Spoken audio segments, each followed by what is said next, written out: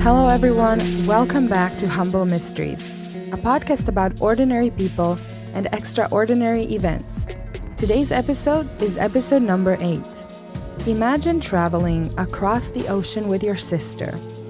Imagine spending 3 months discovering and exploring the rich history of European cities, towns, and villages. Imagine having the most perfect 3 months with the person who gets you, understands your habit, and your sense of humor. Imagine arriving at one of your final destinations before returning home, having a walk with your sister, then arranging to meet her for dinner, and then never seeing her alive again. Imagine coming back home to your family without your sister, and then waiting for her body to be flown in so that you can bury her in her homeland. And now, while the rest of us, thankfully, only imagined this scenario, one family actually lived it. Please join me as we explore the disappearance and murder of Selena Margarit Graciano Macedo.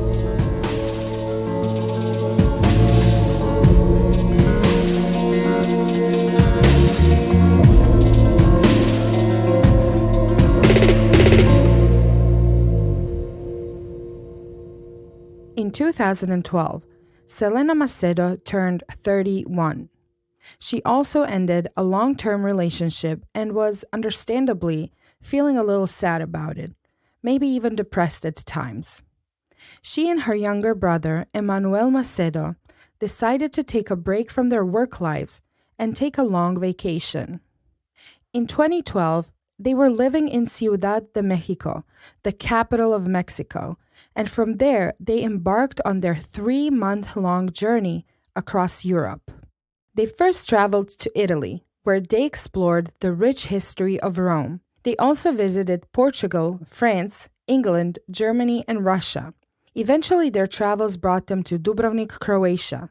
After spending a few nights in Dubrovnik, on August 21st, 2012, they arrived in Split, Croatia's second-largest city and the biggest city on the Adriatic coast.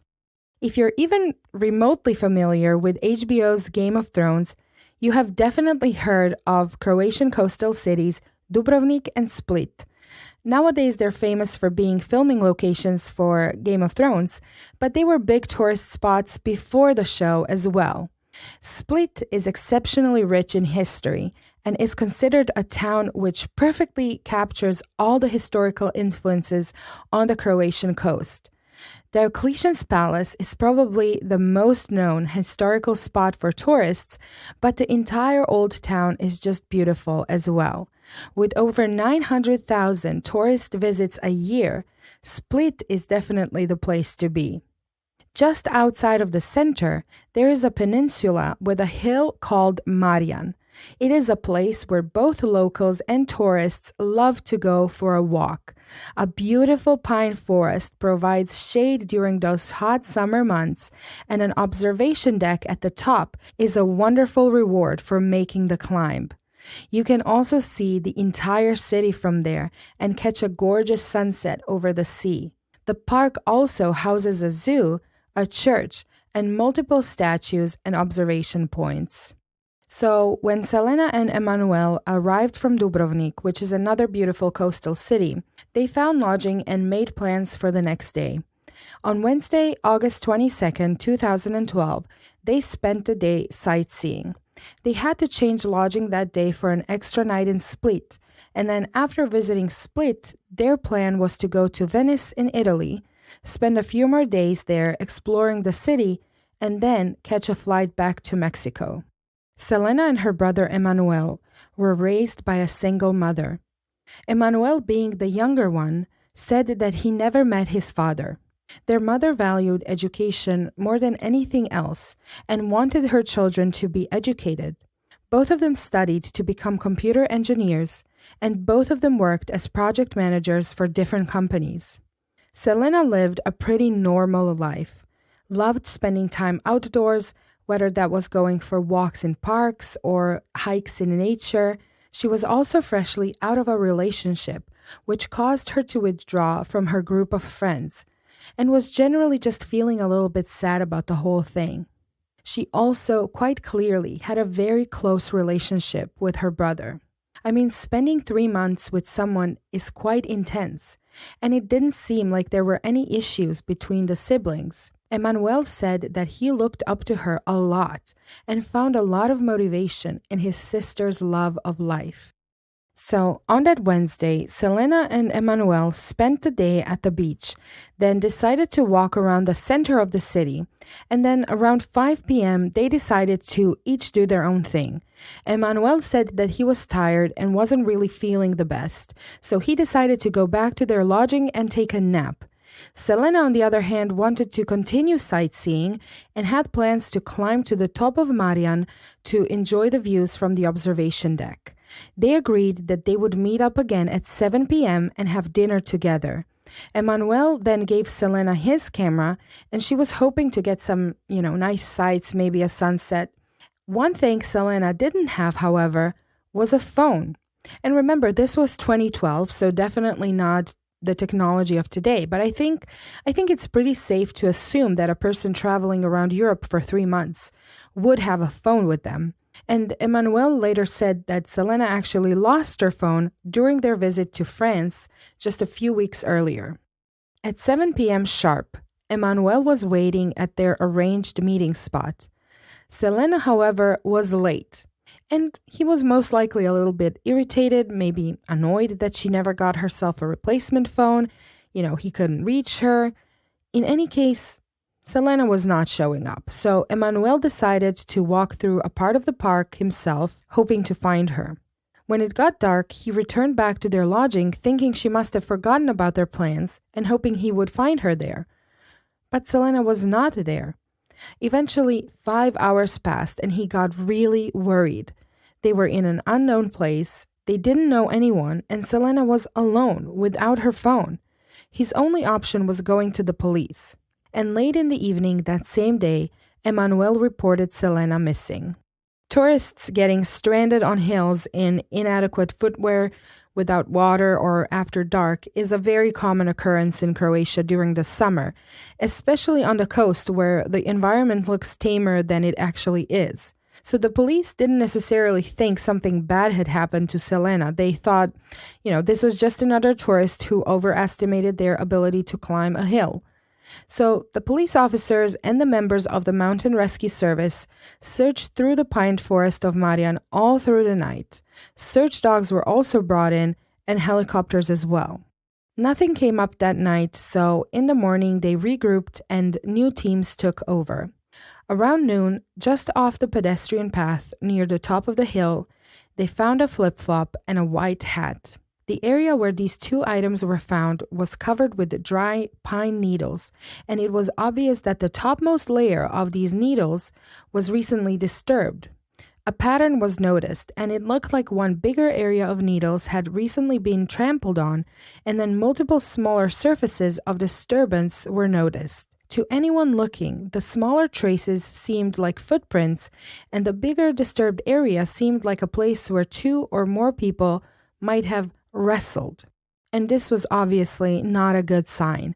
The police brought Emmanuel to the place where a flip-flop and a hat were found, and he confirmed the items belonged to his sister.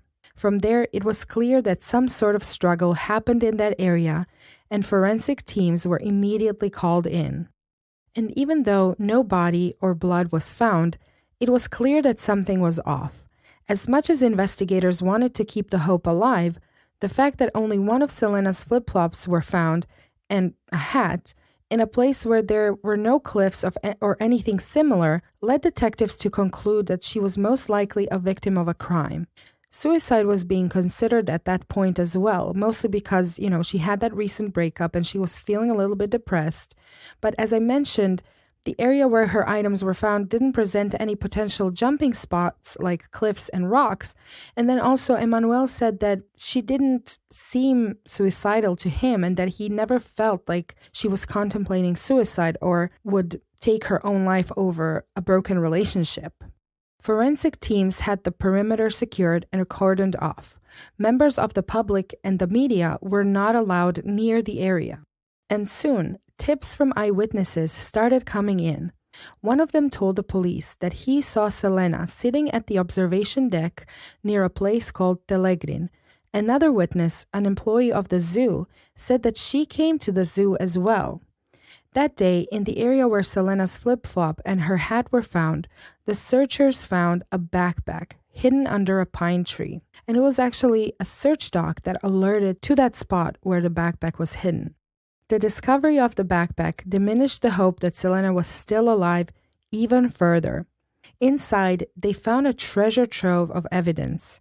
First, 2 rolls of duct tape were observed. 2 bus tickets were found, as well as some gloves and 3 sandwiches. 2 digital cameras were also in the backpack. And among the most important evidence were a bloody towel, a t-shirt, and a bloody kitchen knife.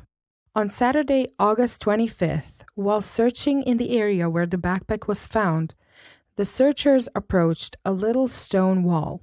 As the wall was on a slope, there was a place just next to the wall that seemed deeper than the surrounding area. The searchers started moving the branches and pine needles, and there they found the body of a woman. Her throat was slashed, her hands and ankles were tied together with duct tape, and she was partially undressed. Her bikini top was on, while her bikini bottoms were pulled down around her knees. After the discovery of this body, Selena's brother Emmanuel was called in to identify her.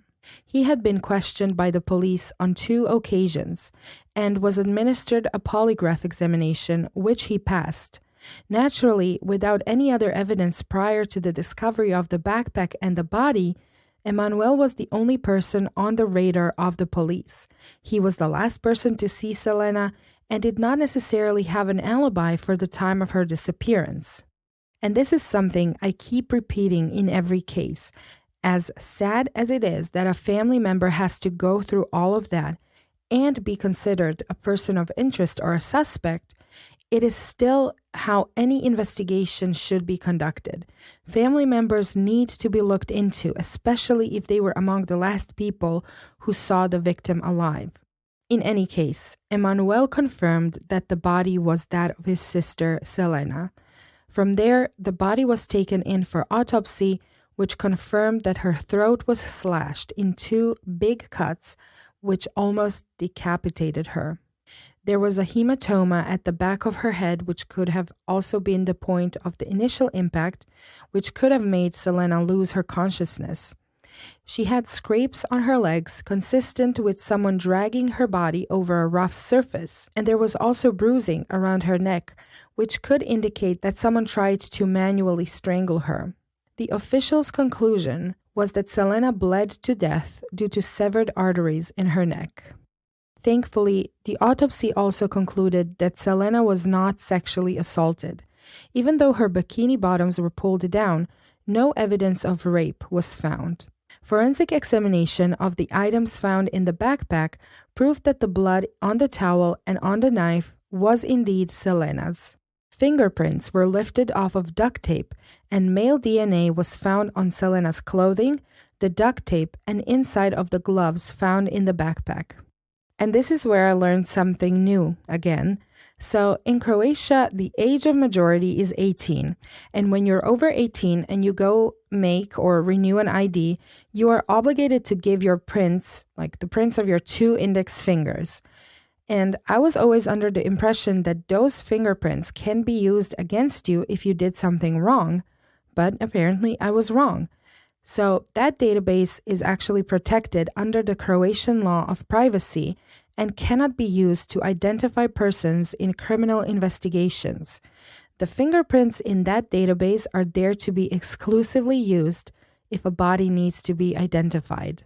Instead, Croatia uses an AFIS database, and AFIS stands for Automatic Fingerprint Identification System, where fingerprints of anyone who has a criminal record are stored. That database can be used to find a match in a criminal investigation. Now, obviously, how a person's fingerprints get into this base is they do something wrong, they get caught and get some criminal charges brought against them, and they're immediately subject to fingerprinting, and their prints are uploaded to AFIS. And it's not just fingerprints, it's actually both palm prints, so both hands' palm prints. Unfortunately, the fingerprints found on the duct tape did not show a match in AFIS, and the DNA found could not be matched to anyone in any databases either. Selena's murder became the topic of many conversations in Split during those days. A lot of women said they felt unsafe knowing that there is a murderer on the loose. Psychologists and psychiatrists alike were trying to put together a profile of a killer, and the media dutifully reported their findings. Theories were flying around. Many people believed that the murderer must have been someone local, familiar with the terrain, possibly someone who frequented Marian often. It cannot be forgotten that this also had a terrible impact on the public image of the city of Split as a, tourist location. Imagine being a couple of girlfriends traveling around Europe and hearing this news. I'm sure you'd probably skip going to Split and find a different location instead. The residents of Split were shocked by this tragedy and organized a walk to Marian in memory of Selena. They laid flowers and vowed that this tragedy will not define their city and that they will work together to make it safer for everyone, especially for female travelers. Meanwhile, the police found themselves before a wall and decided that the only way they're going to find the person who had something to do with this was by asking for the help of the public. On September 3rd, 2012, the police released 2 photos of a t-shirt found in the backpack. The photos depicted a black and red striped top of a soccer jersey honoring the soccer club AC Milan from Italy. The front of the jersey had some damage in the middle and red and black vertical stripes. On the left chest side was an insignia belonging to the soccer club, but for the purpose of this investigation, it was the back of the jersey that was more interesting. The jersey was obviously not official. In fact, it seemed to be a cheaper copy, and one look at the back proved that that was the case. In white, big number 5 was printed on the back, and above it, the letters R-E-K and then a missing letter I. Remnants of the letter S were visible in the place of a missing letter, and it appeared that the word printed above the number 5 was Rexi, so R-E-K-S-I.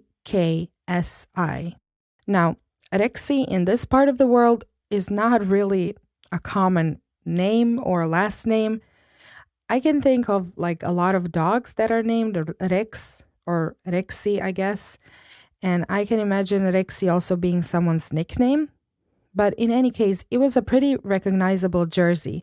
And I would say that anyone who knew a person who was a fan of AC Milan and had any connection to the name Rexi should have been coming forward at that point with information about that person. But that didn't really happen in this case, at least not immediately. The first lead the police had once the photos of the jersey were out led them to a man from Novi Sad in Serbia who was reported for being an avid AC Milan supporter who wore a similar AC Milan jersey, and he visited Split during the summer of 2012. However, his DNA and fingerprints were not a match to the ones found, and he was soon cleared as a suspect. At the same time, the police were also focused on interviewing homeless men and drug addicts who gathered in the area around Marian and who had an improvised, cardboard shelter made there.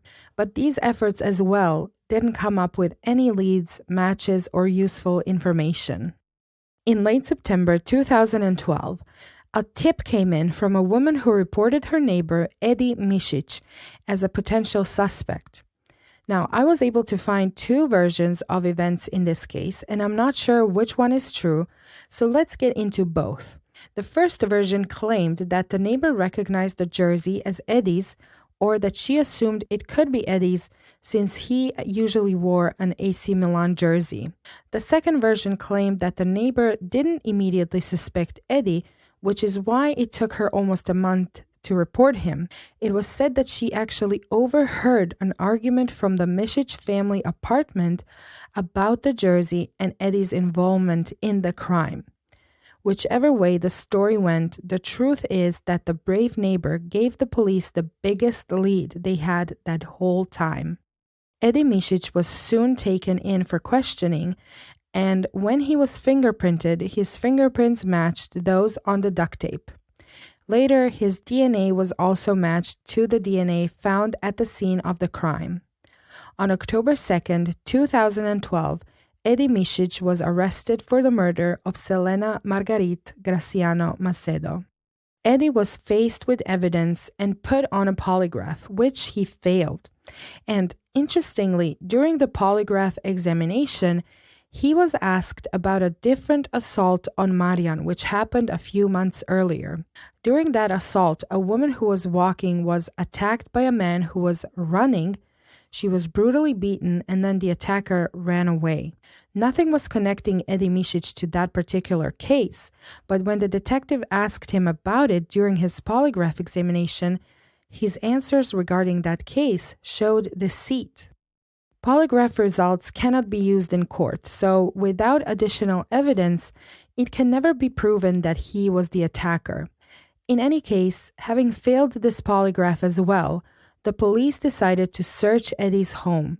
He lived in an apartment with his parents, and during the search, multiple other AC Milan jerseys were found, and in the family kitchen, a set of knives was missing a knife, the same one that was found in the backpack. Eddie Misic was 28 in 2012 when he murdered Selena Graciano Macedo. He and his family moved to Croatia in 1993 after living close to Mostar in Bosnia and Herzegovina. During his childhood, while still living in Bosnia, his neighbor had a dog named Rexy, and Eddie was apparently very attached to this dog. Eddie is the oldest of 5 children, 3 sons and 2 daughters. His parents were at the time very religious people and pleasant neighbors. Eddie used to work as a security guard for a short time, and after that he mostly worked as a waiter during the summer tourism season in Split. In 2012, however, he applied late and ended up not getting a job. It would appear that at the time of Selena's murder, Eddie was not in any kind of relationship. Some of his relatives said that he used to have a girlfriend, but I wasn't able to find more information about that. His acquaintances said that he was very disciplined when it came to physical fitness and health. He was an avid kickboxer and would rarely miss his daily run. People who knew him from his school years said that he had a bit of an impulsive personality. He would sometimes say something rude or careless, but would then apologize for it later. Generally, none of the people who knew him could believe that he would be able to kill someone. It is quite possible and plausible that Eddie's parents and his brother recognized his jersey when the police shared the photos, but chose not to report him or do anything about it. His father even said he asked him if he had anything to do with the murder, but Eddie said no, so his father let it go and never asked him any more questions. According to Croatian law, they're not criminally liable for not reporting him, and they also do not need to testify in court either against him or in his favor if they choose so. But I do wonder what you guys think about that. I sometimes think about what I would do in a similar situation. Would I report someone I'm close with? Obviously, morally, I understand that's the only option. It's the only way to go. But you know what they say, blood is thicker than water. And then, on the other hand, if I didn't report it, I wonder if I'd be able to live with that knowledge, and especially as someone who is so into true crime and who understands what it means when a case goes unsolved and the victim doesn't get justice, that then gets me like, yes, I would definitely report the person. And imagine knowing that someone did something as violent as slaughtering a woman, like slicing her throat. Would you be able to sleep in the same house as that person, to leave your kids around them and or be left alone with them? I wonder what you guys think and how you would react in that situation. Or if you think, thankfully we don't have to ever find out how we would react in that situation. So let's just leave it at that. Eddie didn't say much in his defense, nor did he explain much about his motive. The only defense he had was saying that the backpack which incriminated him was stolen from him. And obviously that's exactly what someone would say to try and save themselves. But when he was brought in front of a judge for his arraignment hearing, he didn't say anything and instead just entered a plea of not guilty.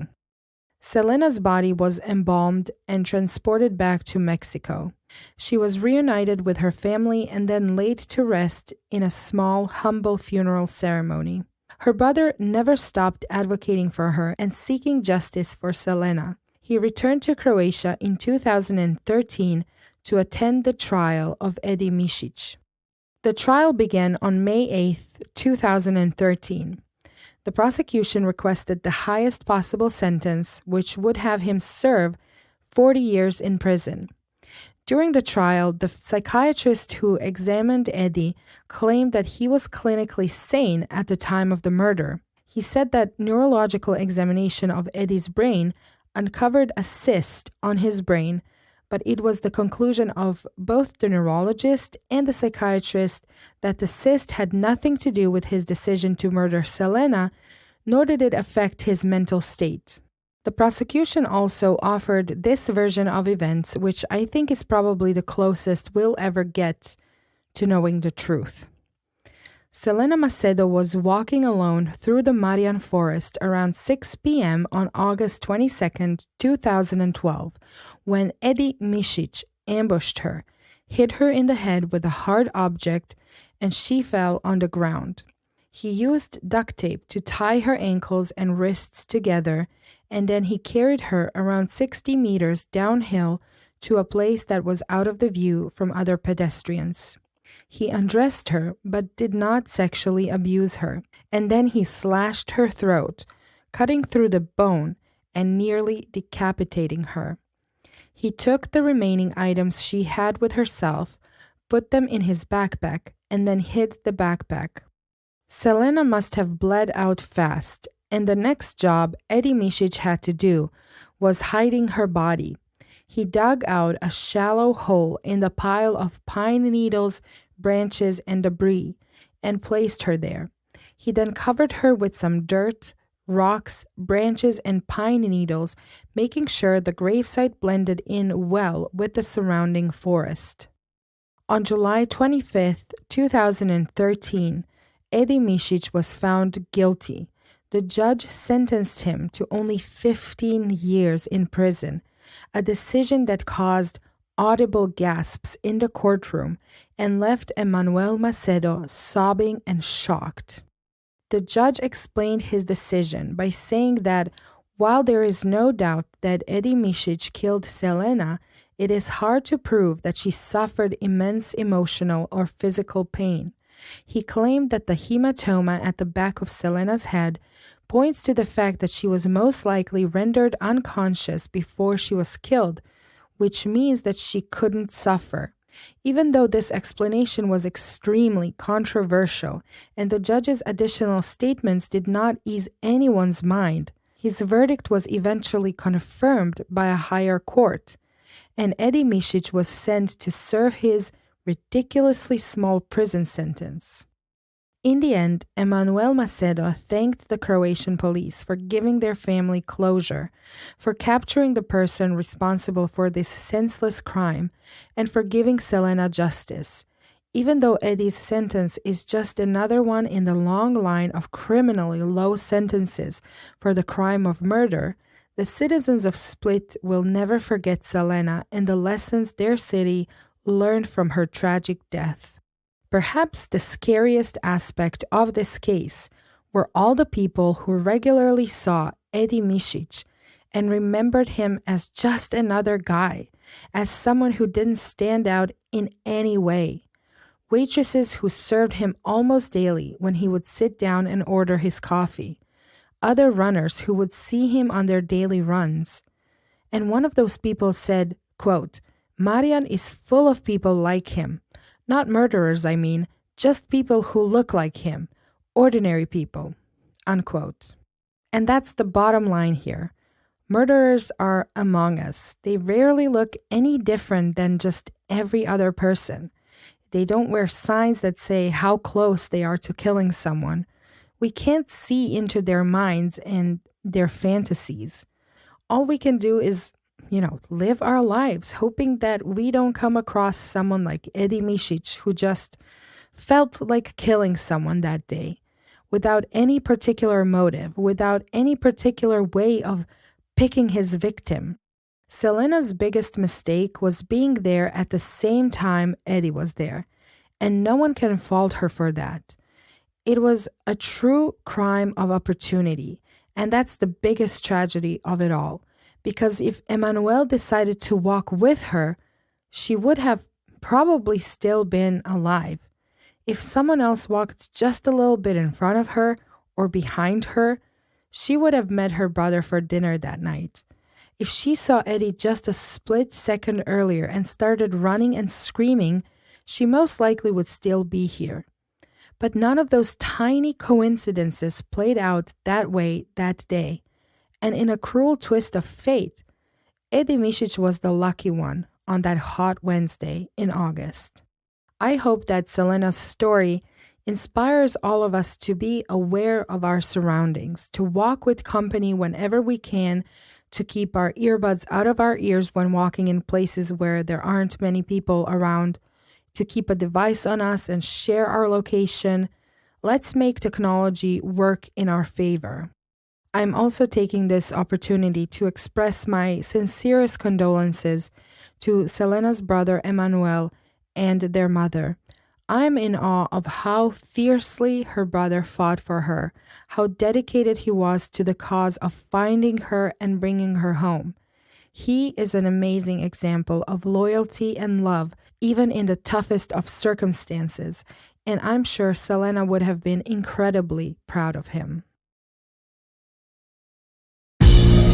Guys, thank you so much for joining me for another episode. I hope you have a great weekend ahead. And if it's not too much, please subscribe, follow, like, comment, or share this episode. Interact with this episode. Leave a rating, leave a review. And if you would like to read a script for this episode or buy me a coffee, go to the description box and find the links to all of that, as well as all of our social media. Until next time, please keep yourselves and others safe. Bye.